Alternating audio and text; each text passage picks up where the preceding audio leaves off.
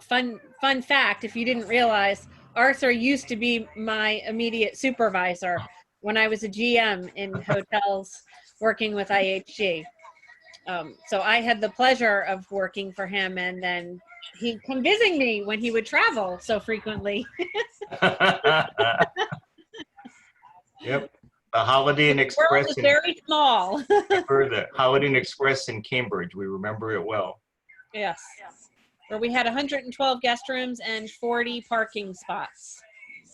The numbers never worked. That and a flooding basement. Yeah, I remember all that. And it looks like Tim's got it recording, so I'm going to stop talking. Okay. All right. Yeah, it's enough time for everyone joining, I think. We're a few minutes, everybody on schedule here. So I wanted to welcome everyone to the ESD Delta Virtual Speaker Series. My name is Tim Floor. I'm the Program Manager at the University of Memphis' Kemmons Wilson School of Hospitality and Resort Management. And I'd like to welcome a good friend of our program today, Mr. Arthur Holst. Arthur's been to our campus several times. He's a great friend of our program. Recently retired executive from IHG. I want to turn over to Arthur in just a moment. Just want to remind everyone this will be recorded. First off, second, if everyone could please leave your microphone on mute.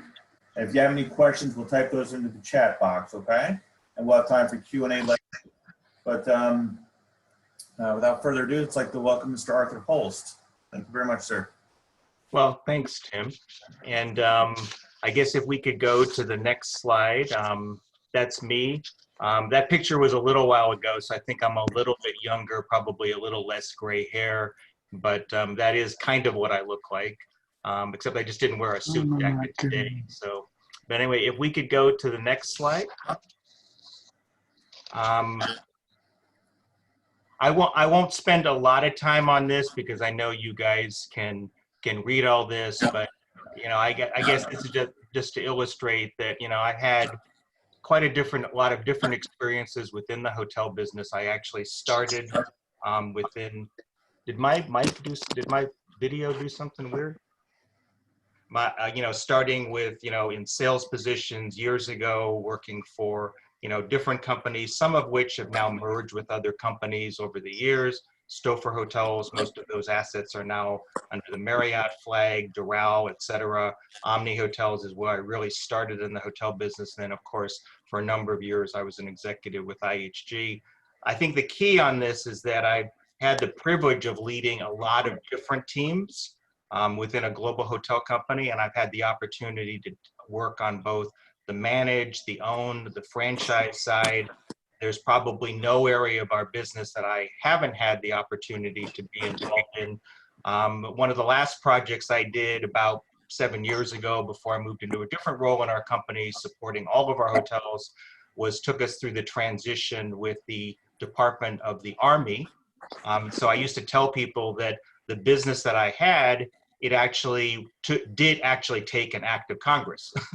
You know, you talk about sometimes dealing with the government and things taking an act of Congress, but in this case, it actually was approved by the House Appropriations Committee, and it allowed the United States Army to privatize over 80 locations they had on military installations. So IHG was the first hotel company to actually operate branded hotels under their various flags on military installations. And that business over the years, over about 5 years, grew from basically 0 to about 14,000 rooms. Most recently, I was leading teams that were supporting all of our hotels in the Americas. And in many of the functions I led, we were actually supporting a global function. So over 5,700 hotels. And I had offices in the Philippines, in South America, and a number of people in the United States that assisted with everything ranging from disaster assistance, ongoing hotel support, questions you had. I led the openings team for the Americas for a couple of years, and most of the guest-related metrics that IHG had. So if we could go to the next slide, Tim, appreciate that.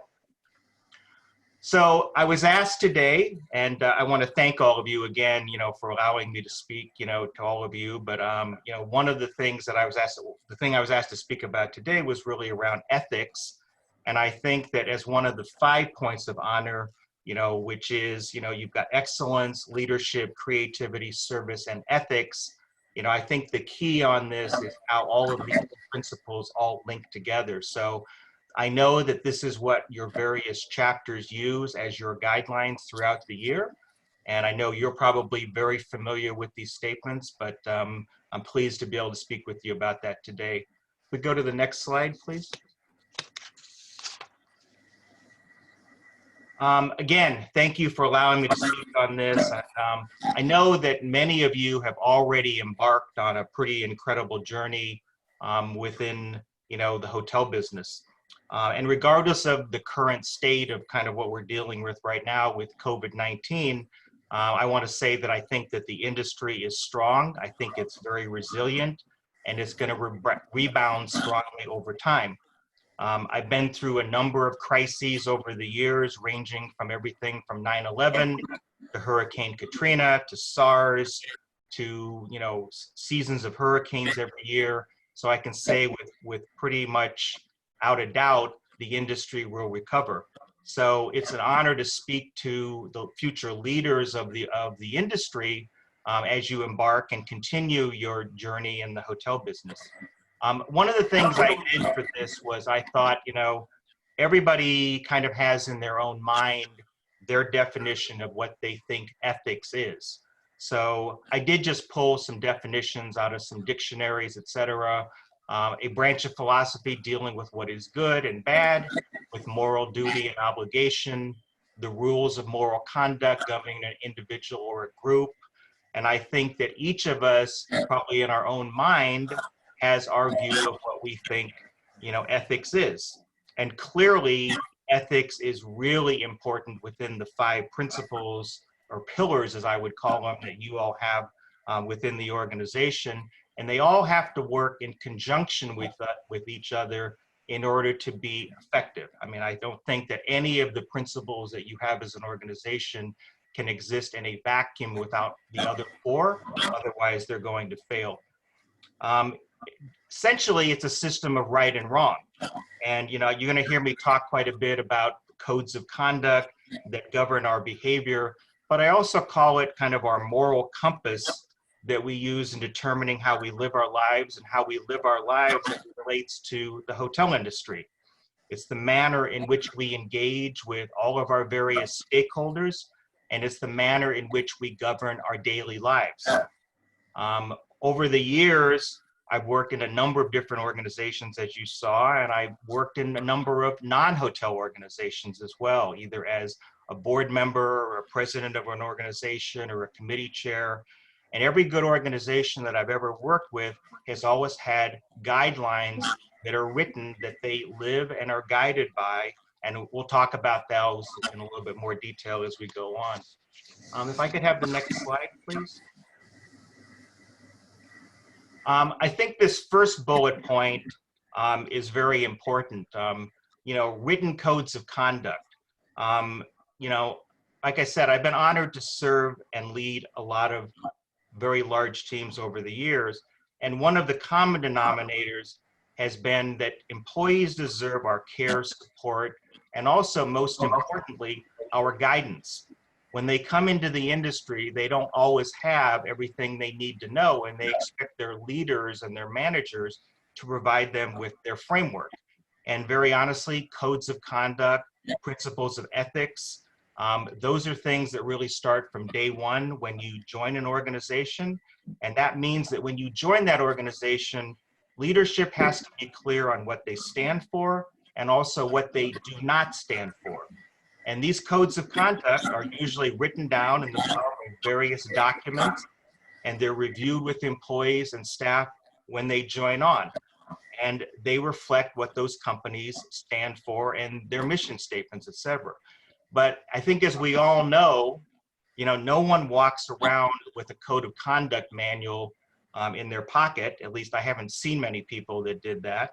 And so the key thing on all of this is, how does leadership and management staff in the hotels really bring these principles to life in every day, and how do they reinforce them on a daily basis. So if you talk about daily decisions regarding what's right and wrong, I've always believed that cultures in a hotel is created day by day and person by person. I used to say that to staff all the time, that, you know, there's no amount of tools, posters, training that's going to drive the culture of an organization unless leadership is real clear on how important those principles or those ethics are in the organization, and they're walking around reinforcing it with the employees, you know, every single day. So all of those daily decisions that employees, leadership, staff make really makes up what is the culture of the organization, and those in turn reflect upon ultimately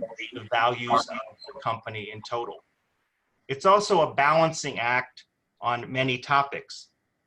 When we talk about ethics and operations, that's a pretty broad topic. And honestly, we could talk for hours just about that specifically as it relates to how you operate running hotels. And we'll talk about some of those things, you know, today. But there's no area of a hotel that's not in some way, shape, or form affected by the concept of ethics daily. And to me, it doesn't matter if you're in the accounting department and you're subject to financial guidelines, or you're in housekeeping, cleaning and checking on rooms, or you're the maintenance engineer of a hotel or the general manager, you're still subject to the same principles of ethics as everyone else. The application may be slightly different, but the fundamental principle isn't going to change. One of the challenges, of course, in ethics is balancing all these many topics and all these many different masters that you have to adhere to within the hotel business. If it's illegal, I used to tell staff, you know, that's pretty cut and dry, right? If it's illegal, that's a no-no, right? That's kind of a showstopper. There's a lot of other things in our hotel business that are not so cut and dry, and why they are written down by good companies to review with employees and subject then to standards implementations done in hotels, the codes of conduct, ways of working, training, and all the various tools that are done to drive that culture on a daily basis. And the impact on guests, owners, and employees is huge, because ethics impacts every single person, from the owner, the brand company, the employees, and the guests. I think we lost, did we lose the presentation, or just, is it still there?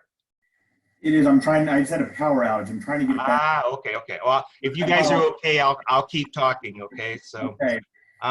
you know, the impact is not reserved just for a few people. And I think the most important thing to me in this, which I always tried to reinforce as a VP of operations in our business, is making sure how the line employees understand how their actions roll up and are important to the entire organization and to every single stakeholder. The standards of the brands is also incredibly important within the organization, and those have to link to the ethics guidelines and the principles of that organization. Everything from how you check a guest in to how you check them out is somehow involved in ethical decisions. And they're all against this huge backdrop, of what is legal and proper. I guess while we get the next slide up, the next slide is called the financial impact of ethics. And so I wanted to talk a little bit about this because there's a lot of different topics on this. So let me talk about legal and some of the other considerations that, you know, that go on. Years ago, you know, I was working in the hotel business when Enron, I'm sure you remember them, when they collapsed, and I was speaking to employees and I was explaining to them about new guidance that came out, whether it was Sarbanes-Oxley, financial compliance, audit procedures, et cetera. And I said, look, all of these legislative acts, et cetera, that come about are sometimes due to a few bad apples.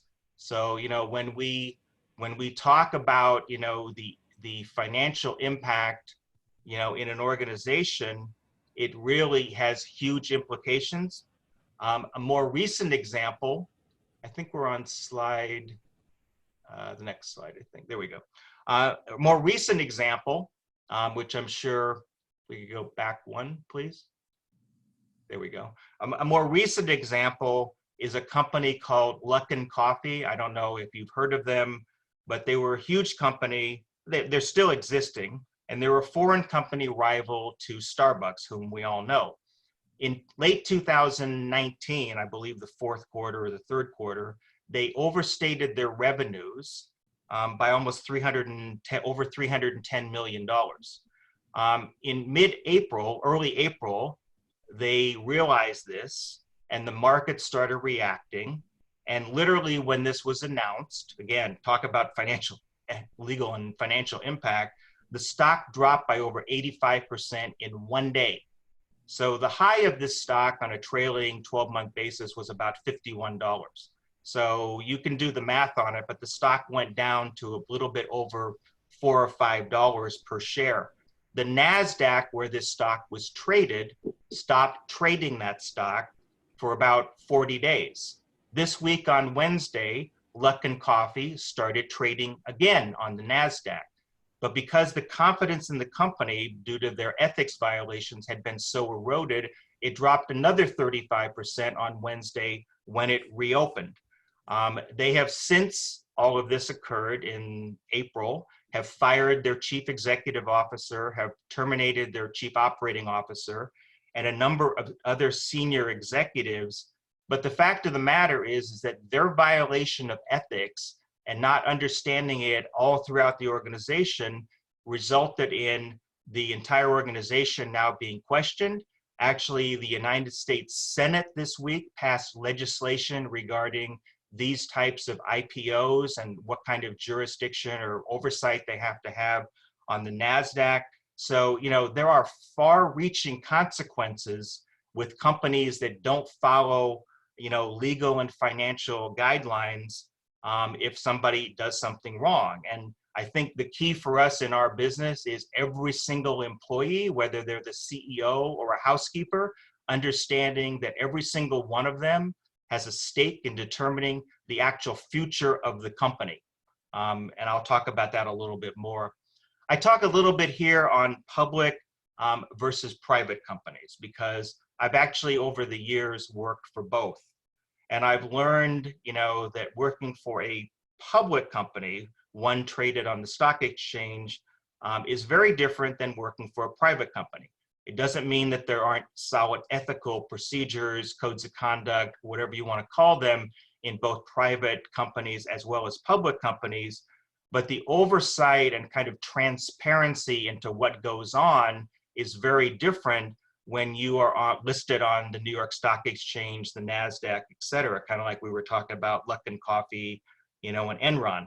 So publicly traded companies like Hilton Hotels, Marriott, IHG, Hyatt, et cetera, have very public reputations that they have to maintain, and shareholders who very closely monitor what they do and actually expect and demand that values and ethics are being handled in a correct way across many different disciplines that we'll talk about a little bit more. Not doing so, as in the case of Luckin Coffee or, you know, Enron, or we said, can bring your entire company. The impact of ethics can also bankrupt your company, as we saw with Enron and a few other organizations over the years. On an individual basis, it can either put you in jail or it can end your career, depending on how serious, you know, the allegation and the charge is and at what level it was. And it's why everybody in the organization needs to understand how seriously they should take it, and why I believe hotel companies spend so much time reinforcing these principles, training for them, having employees sign documents where they understand the principles, you know, when they move into the organization. Under financial reporting and accuracy, I just wanted to talk a little bit about stock reports and related statements that come, you know, from companies. You know, they're obviously there for a purpose. And, you know, I have a tendency that I like to read stock reports. I used to read not only my own company's stock reports where I work, meaning IHG, but I also read our competitors, because it always gave me a good understanding of kind of their culture, what their values were, et cetera. And as you all know, on the call, these are not small documents. Sometimes they are literally hundreds and hundreds of pages long, but they're hundreds of pages long for a reason, because companies understand that when they're in a publicly traded environment, that everything they do is under a microscope and is going to be analyzed and questioned, and they have to be able to stand that level, of scrutiny.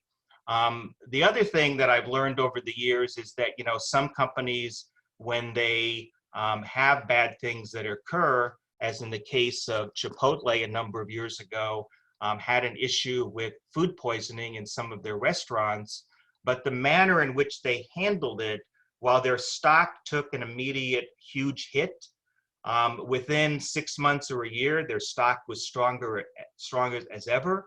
And part of that was because the manner in which leadership addressed the issue, reported it out to the markets, to guests, to key stakeholders in a manner in which, everybody could understand.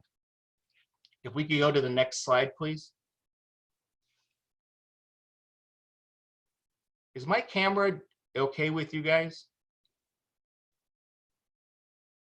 It keeps moving in and out. Like sometimes it zooms very close, Arthur, so we can't see your whole face. I wonder why it's doing that. Okay. I'll try to stay still. I'm not sure exactly why it's doing that. So, but anyway, sorry about that. Human resources, one of my favorite topics in the hotel business is obviously the human resources area, because everything in our business is driven off of people, right? I've never seen a hotel run without people, or at least not yet. And we and you, the leaders of our industry now and in the future, understand that probably more than ever. But there's no department or discipline that has more impact on making sure that employees are onboarded correctly, that employees have the training and all the tools that they need when they come on board, and that tone is set correctly, right from the beginning. So when we talk about decisions that are regarding all facets of interaction in HR, you're really touching everything, right?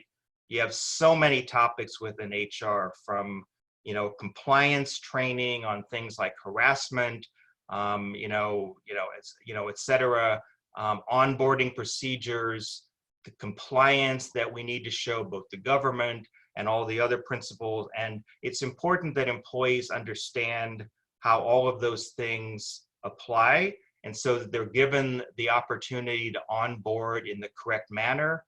We used to say room to have a great start was one of the principles at my former company, and that's really, I think, real key here. And so many functions are linked to how the training is conducted. We can't do training in a vacuum without also looking at the ethical repercussions of how the training standards, everything else is done, and HR is intimately involved in all of those things. In the culture of an organization, this is saying that when you have a strategy and it meets the culture of your organization, the culture of your organization is going to beat your strategy. So the best laid plans in the world are not going to work if people don't understand what the inherent culture is and what you need to do to change that culture.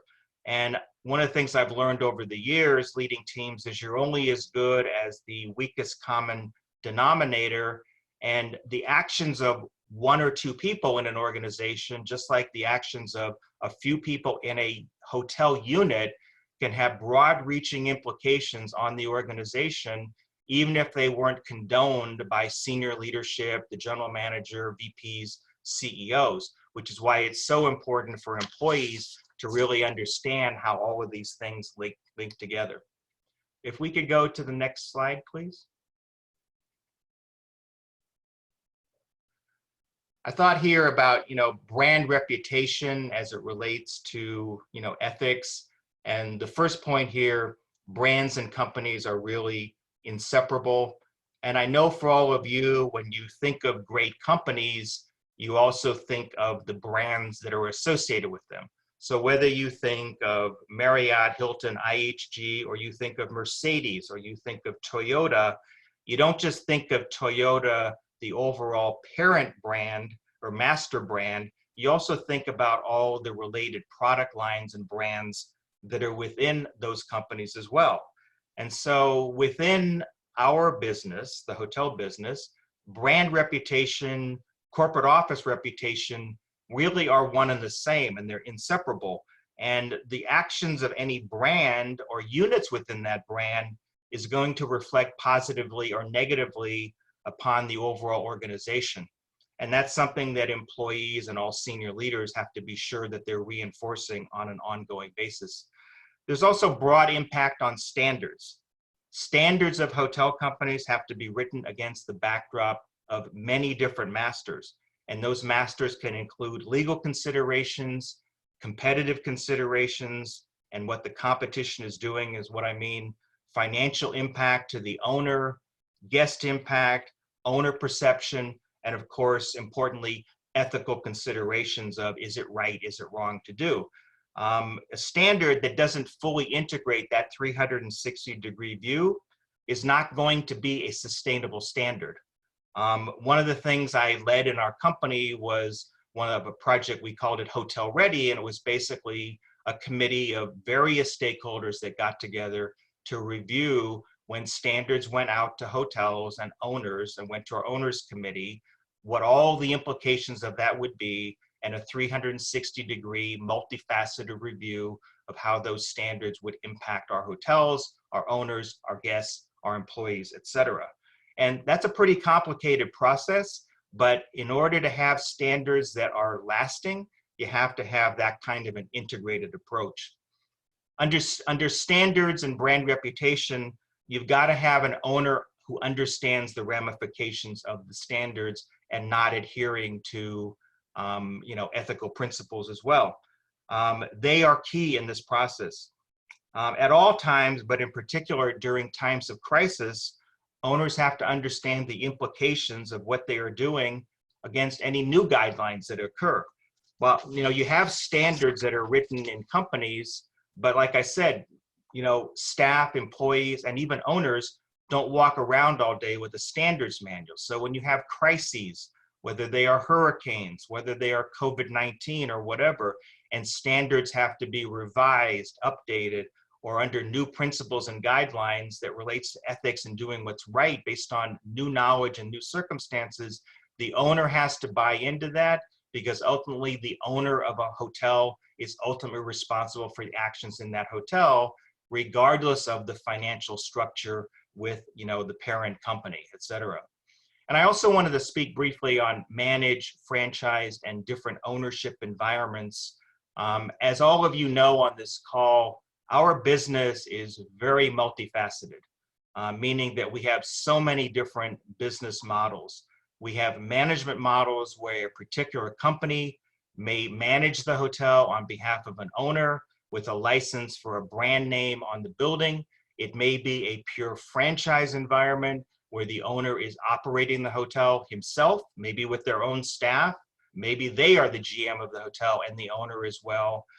You also have ownership environments where a parent company, big organizations, whether it's Hilton, Marriott, IHG, whatever, may own the hotel, may manage the staff and et cetera themselves. And in each of those environments, the legal and sometimes even ethical ramifications are very different, because the legal models and human resources models set up are very different. At the end of the day, to a guest staying in the hotel, if something happens that is unethical, they don't care about the financial structure of the building. What they care about, I don't know why it keeps doing that. They care about is what's right and wrong, right? They don't really care about who owns the hotel, whether it's a branded, managed hotel, a franchise, or it's owned by the parent companies. But any actions at that hotel level by the employees, regardless of who they work for, is ultimately going to reflect back on the parent company, is going to reflect on the brand, regardless of what the legal and HR kind of deal is in location. If we could go to the next slide, please.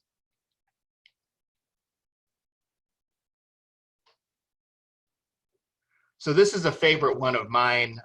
And one of the things that's nice to do is in reading a lot of these annual reports, you'll see, every hotel company out there and every company talking about what they're doing around corporate responsibility. This was a major area of focus for me in some of my last jobs, working in my past organization. And one of the things we know is that it's a constantly evolving environment, right? So, COVID-19 has shown us how ethics and strategies have to evolve quickly in a very rapidly changing environment. Marriott, other hotel companies, IHG, Hilton coming out very publicly with cleaning procedures for rooms, standards being promoted, being very transparent with their stakeholders about what they're doing is so important around ethics and corporate responsibility to give a comfort level, not just to the owners and other key stakeholders such as that, but also to employees that have been infected and also by guests that are trying to stay in the hotel or maybe staying in the hotel in the future. Employee and guest safety has been a topic long before COVID-19. And one of the things I did in my past functions was pretty heavily involved with our risk management functions around things like human trafficking, avoidance, employee safety devices to protect the well-being of our employees, since over the years there had been some examples of bad behavior by guests that resulted in employee and guest injury, et cetera, and rolling those types of programs out to ownership groups, making sure they understood from an ethical standpoint how important this was, that while there is a cost implication in these things, I used to say to them, it's a lot cheaper than having a lawsuit costing you millions of dollars if you put in the proper safety procedures, have people go through the right training, et cetera. Those are things that are very, very important under the corporate responsibility. Sustainability is also key in the reputation of a company around them doing what is right. In past companies, we worked a lot on green initiatives and led much of that work in the organization through various teams. There are revenue impacts on these things as well. Many companies now, in order to do business with you, want to know that they're doing business with companies they want to do business with. And they want to know that there's a solid plan around corporate responsibility, around sustainability, around reducing carbon footprints. And that type of reputation you'll read about in every annual report now, what companies are doing, around those things. Annual reporting, I know we've spoken a little bit about, what you see in that document. But like I said, these documents are so huge and can be overwhelming, but I love to go and scan through them, not so much for the numbers portion of what their occupancy and their RevPAR and their ADR and all the other, millions of documents that are in all the annual reports, but really, what's the mentality of the organization? What are they striving to be? And, how have they ensured that there's going to be compliance?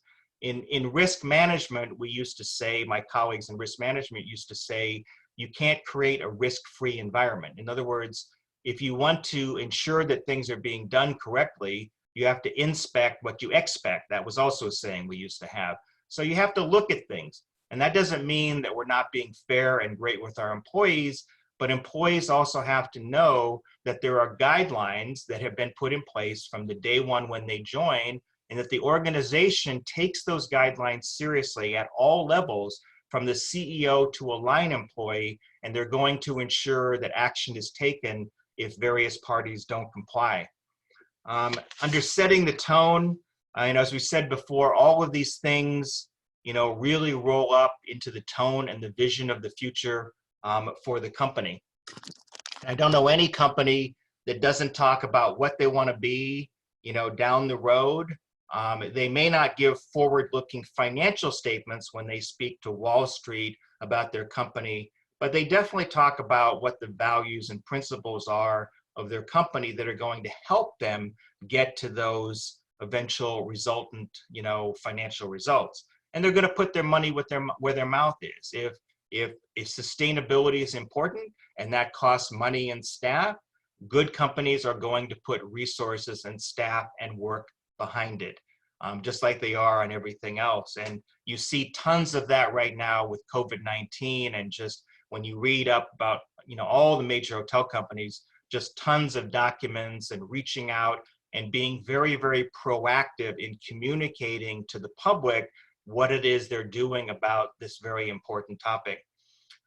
So as all of you continue your great journey, I do want to thank you for allowing me, Tim and Ruth, thank you so much for allowing me to speak to this great group today. And I hope that this was of value. And I guess at this point, we'll open it up for questions.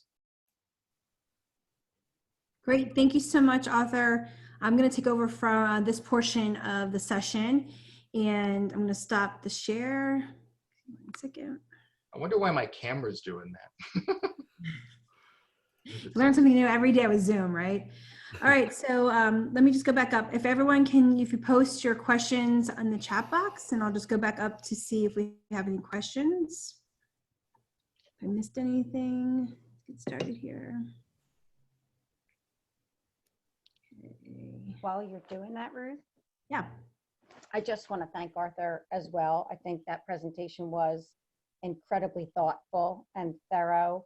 The students can really benefit from hearing that, and I look forward to actually re-listening to that and possibly using it this summer in my internship class, where most of the interns don't have internships, so we're really scrambling for content and relevancy at this time. So I want to thank you, and I'm totally stealing, you have to inspect it. You have to inspect what you expect. I love it. So I wrote that down. I'll be using that again. Thank you, Arthur. When I left the company, that wasn't one of them, but when I left the company, they had a poster printed with what they called Arthurisms on the poster. That was not one of them, but over the years, when you work in an industry for 30 years, you learn how to kind of get down to the nuts and bolts to connect with line employees, right? I mean, I didn't worry in my career how so much to connect with senior executives. I was fine with that, but connecting with line employees is a different story, because they don't always have the same perspective or understanding until you share that with them. And so I always felt that was very important as a leader, was to make sure that line employees understood not the what we were doing, but the why we were doing it. True. Thank you for that, though. Okay, here's your first question. How would a company undergo ethics transition with a new management that takes over the company?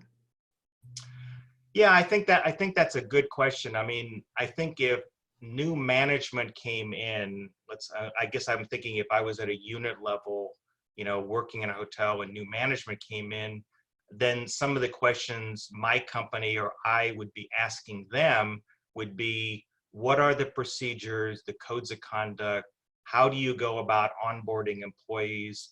I mean, to me, many of those things, if I was interviewing a company, and I used to say to people when, employees came in and interviewed with me, I said, it's as much about you interviewing me as your employer as me interviewing you as a potential employee. You're making a decision of whether or not you want to get married with us. And so I want to make sure that the values that I have are reflected also in the company that I'm going to join. So I would be, and by the way, a lot of the things that we're talking about today, are published by many companies out there and don't have to kind of be recreated from ground zero, right?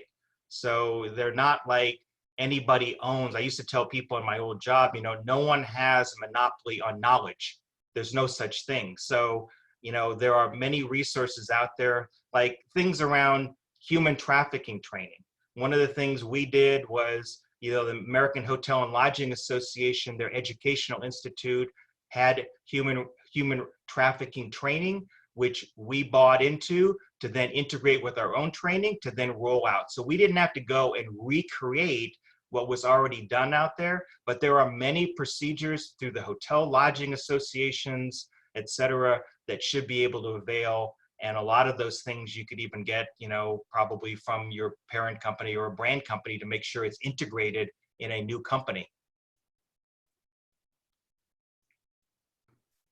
Okay, great. Your next question is, this is from Michael Collins. He's a faculty member. Yes, we'll be using lecture for virtual internship activities. Thanks! Exclamation point.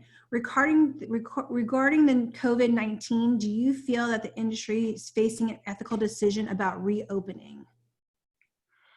Well, I think the business is open, but I think the issue is more the question of, from everything I read and even things that I see from various CEOs or Delta Airlines, is what does opening look like, right? So as an example, I've got a lot of miles on Delta Airlines, and so they're always sending me emails saying, hey, we're open, and their CEO is sending emails saying, here's what we've done to clean our planes and what we're doing overnight and how we're requiring everybody to wear masks, etc. And planes are flying, just like many hotels are still open. Now, there are some that are closed, but of the ones that are open, I think what hotel companies are trying to do now, and what I see them doing, is to understand and communicate that they understand that it's going to take time for guests to feel comfortable coming back into a hotel environment. I don't care if they sanitize the entire building 24 hours a day. That isn't necessarily automatically going to make people feel more comfortable coming back. It's going to take time, right? It's why when I listen to some of the annual reports and they're talking about in March and April, some hotels were running 15 to 20%. Now, the majority of their hotels were open, but of the ones that were open, the occupancy has been pretty dismal, right? But that's going to change over time as people get more and more comfortable. Just like, I watched around here, they opened up movie theaters. And yesterday I was driving by one and I was talking to somebody and I said, well, how many people are there? And they said, well, not a lot yet. So, yes, they opened up the movie theater, but how many people are comfortable? And, I even say this to my wife, I go, look, for 24/7 for the last 4 months or 3 months or whatever it's been, all we've heard is COVID-19. It isn't going to go away in another month or two. It's going to take time. A lot of the projections I see, and again, I'm not the projector, but a lot of the projections that I see are saying that, in the summer, it may still be occupancies, 30 to 50% in hotels, might be less, might be more, I don't know. But it could take a year for things to recover. But, eventually things will recover. And as I always say, this too shall pass, but it's going to take time. Okay, great. Thank you. All right, next question.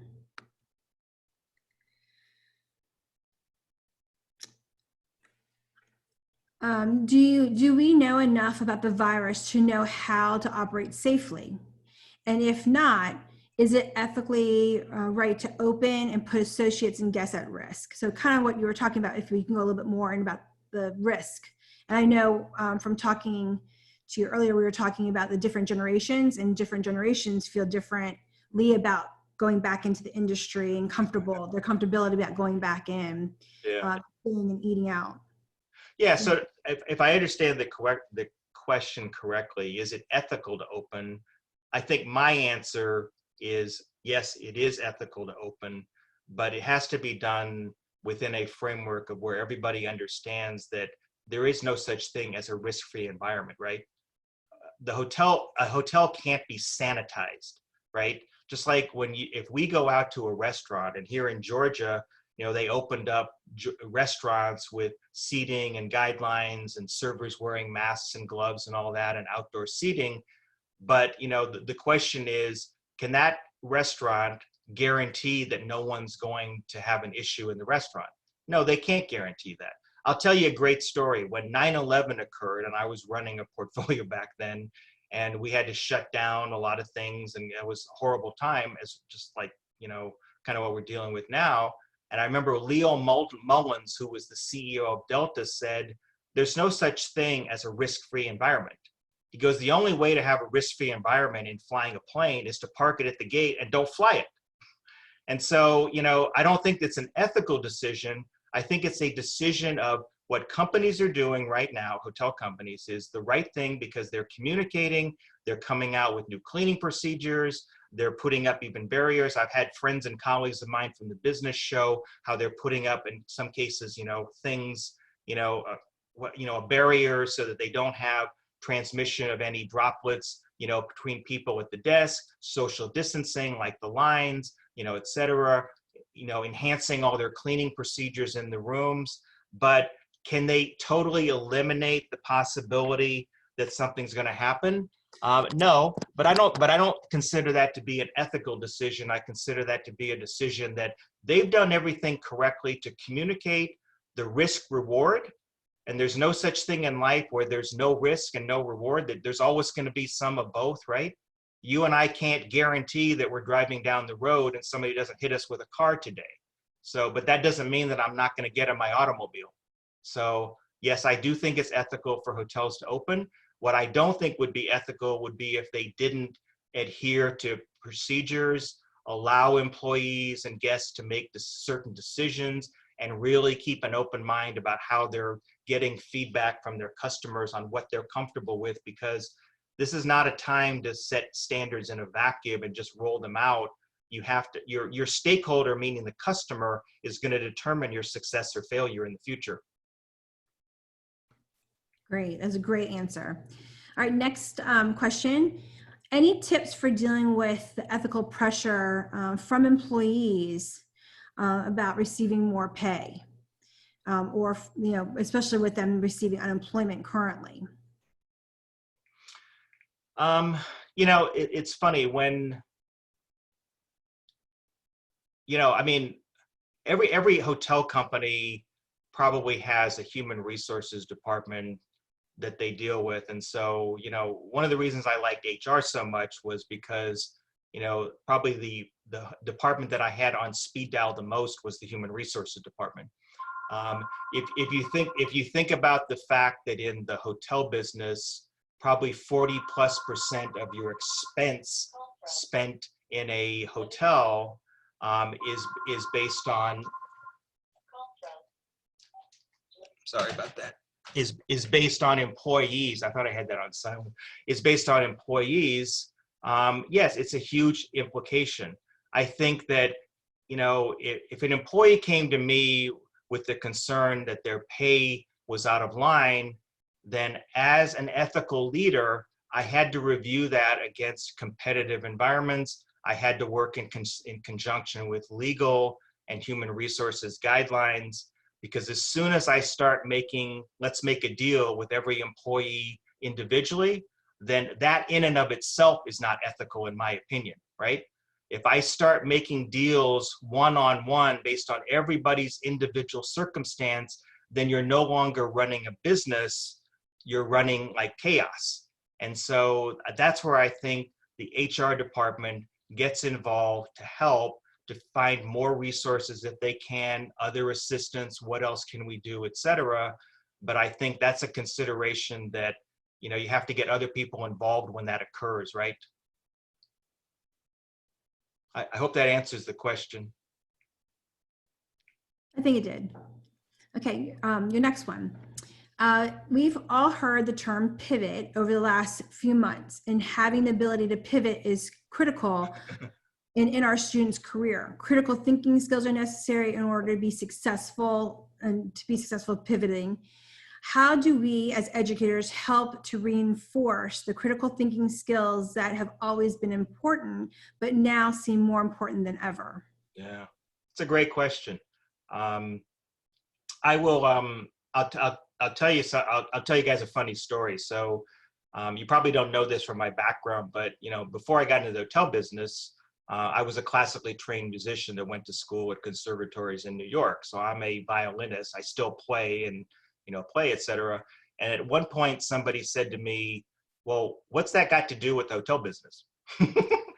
And I said, one of the things I've learned about music is that you have to be able to think in concepts, and every piece of music is different. And every piece of music is trying to express something different. And so in order to be able to pivot, if you think about pivoting in our business, It really requires the ability, in my opinion, to think conceptually, to understand, like we were talking about before, not just the what we're doing, but the why we're doing it.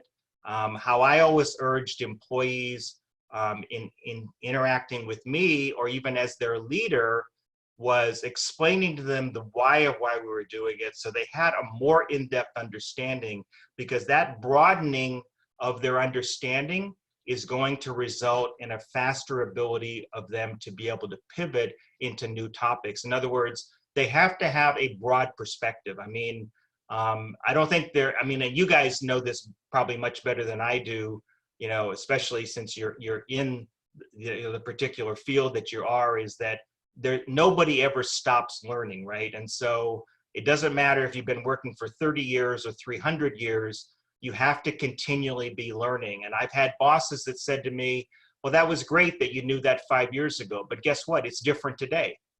And they're right. I'll give you a good example. Pivoting of learning is, you know, years ago in 2005, when Katrina went sailing through New Orleans and I was running a 500-room hotel in Atlanta, social media wasn't the way it was. I mean, it didn't interact. You know, years later, when other hurricanes were plowing through Texas and Florida, from an ethical standpoint, in terms of your thinking, you had to think very differently, because now social media was all over the place. And if you as an organization weren't doing something correctly at that point, everybody and their brother was going to know about it. 15 years before, it would have taken a lot longer because all of that social media didn't exist. So for educators to allow employees to pivot, I think they've got to have a broad knowledge. They've got to question the premises. They've got to ask, why are we doing this? Not just what are we doing? As an employee, I never liked it when somebody just said, well, here's what you have to do. My first question would be, well, explain to me so I understand and I can make the linkage on why is that important and why should I do that? Because if I can teach myself, then that's the first solution to everything, right? That's correct. Okay, this is, I think, your last formal question in this Q&A session. So it's from one of our students.